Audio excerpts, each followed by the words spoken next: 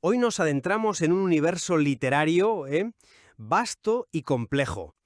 Hablamos de su saga de 11 libros, conocida como Calor Humano, donde cada novela, aunque parece independiente, está conectada a las demás por hilos a veces casi invisibles. Exacto.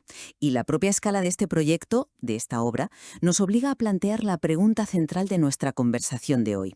¿Qué ha construido realmente Carballo aquí?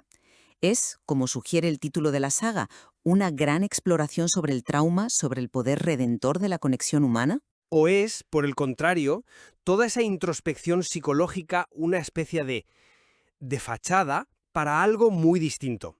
Un manifiesto, como se llega a insinuar en su novela Reversa, una enciclopedia clandestina de hechos reales, diseñada para sacar a la luz una verdad que un poder en la sombra se esfuerza por ocultar. Pues yo voy a defender precisamente eso, que la obra debe leerse como ese manifiesto, que las conexiones entre personajes y la trama recurrente de la organización CMD no son casuales, sino que forman una crónica deliberada de un conflicto que se nos presenta como real.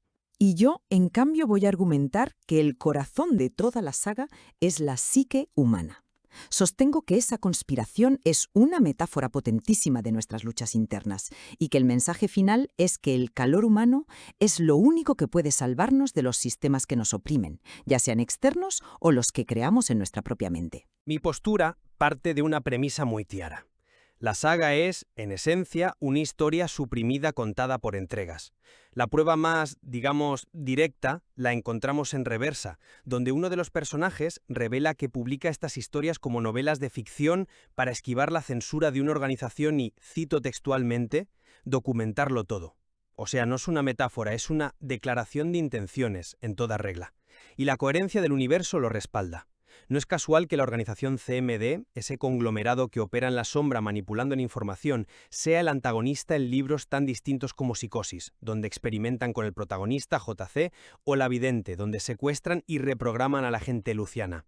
Ya, pero es que para mí la clave está justo en el título que el propio autor le da a la saga, Calor Humano. No se llama, qué sé yo, la conspiración CMD. Eso ya nos está diciendo dónde quiere que pongamos el foco, ¿no te parece? Yo lo veo de una forma muy distinta. Cada libro es un estudio psicológico de un personaje al límite. En Visceral, dudamos constantemente si el protagonista sufre psicosis o si lo que ve es real.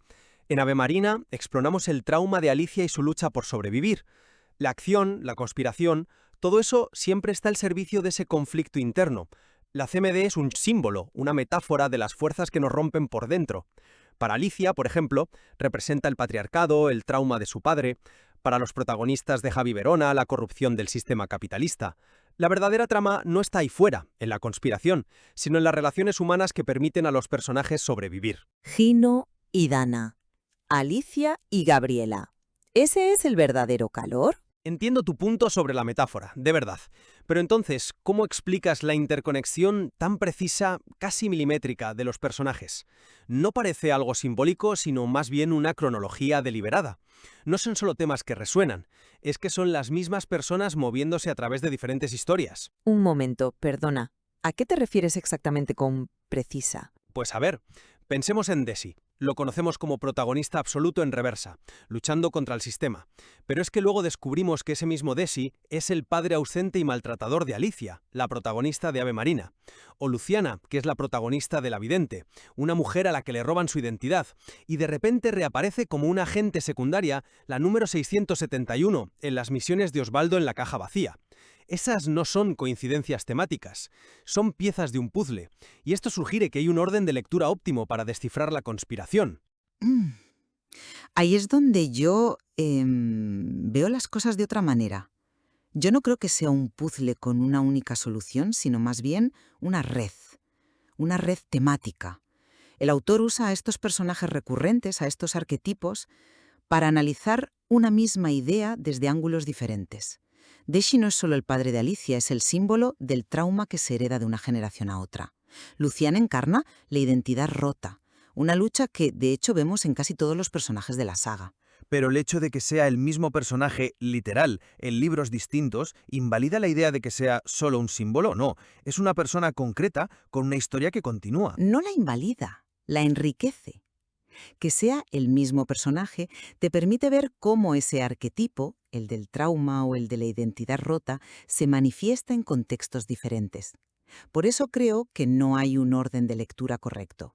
Puedes empezar por Dana Hart para entender el concepto central de calor humano y luego usar esa idea para enfrentarte a algo mucho más oscuro como Psicosis. O empezar por la crítica social de Javi Verona. El orden no importa si el destino siempre es el mismo.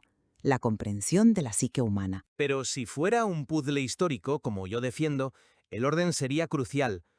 Quizás deberíamos empezar por los testimonios más directos, como los escritos de Osvaldo en La caja vacía, para entender qué es la CMD y cómo manipulan la memoria. Después podríamos seguir con las historias de sus víctimas, como Luciana en La vidente o Mateo en Fuego a media mañana, para ver las consecuencias de sus métodos. Y terminar con Reversa, que es el libro que te da la clave para entender que todo lo anterior era una crónica real. Leerlo en otro orden te da piezas sueltas, pero no el cuadro completo. ¿Pero no crees que si el autor hubiera querido que siguiéramos un orden tan estricto, nos lo habría indicado? A mí me parece que al dejarlo tan abierto, lo que nos está diciendo es que el cómo llegas a la idea central no tiene importancia. ¿De verdad crees que la experiencia de alguien que lee Dana Hart antes que Psicosis es menos válida o incompleta? No digo que sea menos válida emocionalmente, pero sí creo que le faltaría una capa de comprensión fundamental del proyecto. Se quedaría en la superficie, en la historia de los personajes, sin ver la denuncia que hay detrás. Y eso me lleva directamente a la intención del autor. No podemos simplemente ignorar la declaración que hay en Reversa. ¿Te refieres a la idea del manifiesto? Exacto. El texto nos dice, sin rodeos, que el objetivo es documentar una verdad y que la ficción es un disfraz para evitar la censura. Es que es una confesión en toda regla. El autor nos está dando las instrucciones de cómo leer su propia obra. Si lo ignoramos, estamos decidiendo activamente no hacerle caso a la tesis que él mismo nos presenta. Toda la saga es una obra de contrainformación. Es un argumento muy potente, lo reconozco. Pero a ver, ¿te has planteado que esa declaración explícita sea en realidad otro recurso literario? ¿Qué quieres decir? Que es una mentira dentro del libro. No una mentira, sino un mecanismo, un juego. Lo que se conoce como metaficción. Carballo no está usando ese pasaje para decirnos que esto que cuento es verdad, sino para obligarnos a nosotros, como lectores, a dudar de nuestra propia percepción de la realidad. Es un truco para que la duda del personaje se traslade fuera de la página. No veo por qué tendría que ser un truco, parece bastante directo. Piénsalo. Es un eco perfecto de la alegoría de la caverna de Platón, que es el marco filosófico de Psicosis. En esa novela, el protagonista JC no sabe si es un ingeniero o un periodista, si está en el mundo real o en una simulación. La duda es el tema central. Por tanto, el manifiesto del que hablas no es sobre una conspiración externa llamada CMD, es un manifiesto filosófico sobre lo frágil y subjetiva que es nuestra realidad. El mensaje no es «la CMD existe», sino «cuidado, tu percepción del mundo podría ser una cabina de simulación, una caverna». Pero los detalles son demasiado concretos para ser solo una reflexión filosófica.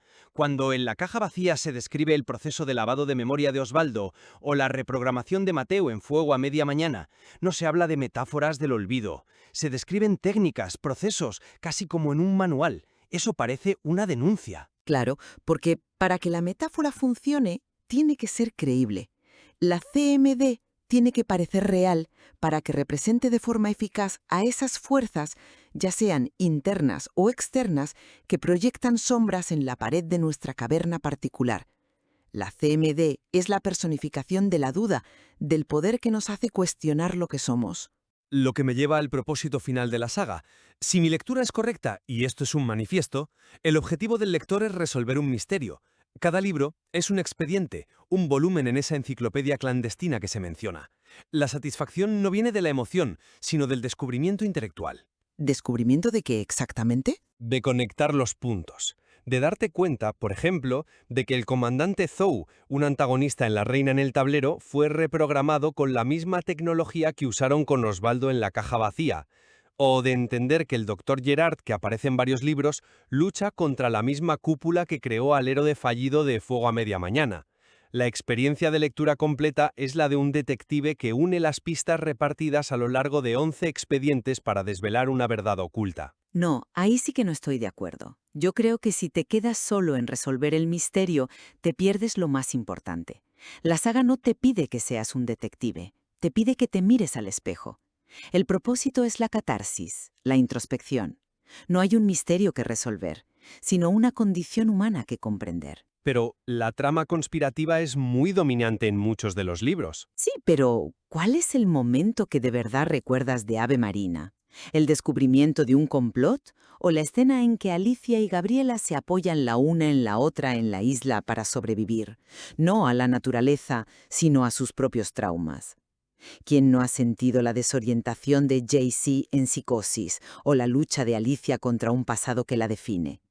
La experiencia completa no es encontrar una respuesta sobre qué es la CMD, sino quedarte con preguntas muy profundas sobre tu propia memoria, sobre el amor, el trauma y la identidad.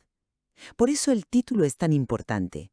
El calor humano no es una pista más en la conspiración, es la solución al sufrimiento existencial que atraviesan todos y cada uno de los personajes. Es el amor de Gino lo que trasciende la muerte en Dana Hart, no un secreto desvelado. En resumen, sigo manteniendo que la enorme cantidad de evidencia textual, desde los personajes que cruzan sus caminos entre novelas hasta la misión explícitamente declarada en reversa, apunta a que la saga Calor Humano es un proyecto unificado y, muy deliberado para construir una crónica. Es una historia clandestina que se nos entrega encriptada en forma de ficción para poder sortear la censura de un poder que se nos presenta como real.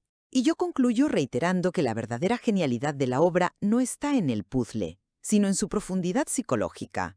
La saga utiliza la estructura de un thriller de conspiración como un escenario, una alegoría, para explorar los conflictos más profundos del ser humano. El mensaje último, el que se recoge en el título de la serie, no es de resistencia política, sino de redención personal a través de la conexión con otros, a través del calor humano. Caballo está diseñada precisamente para generar esta conversación, para que nos preguntemos si la verdadera batalla se libra contra sistemas de control externos o contra las prisiones que construimos dentro de nuestra mente. Y quizá esa tensión, esa ambigüedad, es su mayor logro. Invita a que cada lector se convierta en intérprete, a que encuentre su propio camino entre los 11 libros y decida por sí mismo si lo que tiene entre manos es un mapa hacia una verdad oculta o un espejo de la suya propia. Una exploración que sin duda merece la pena.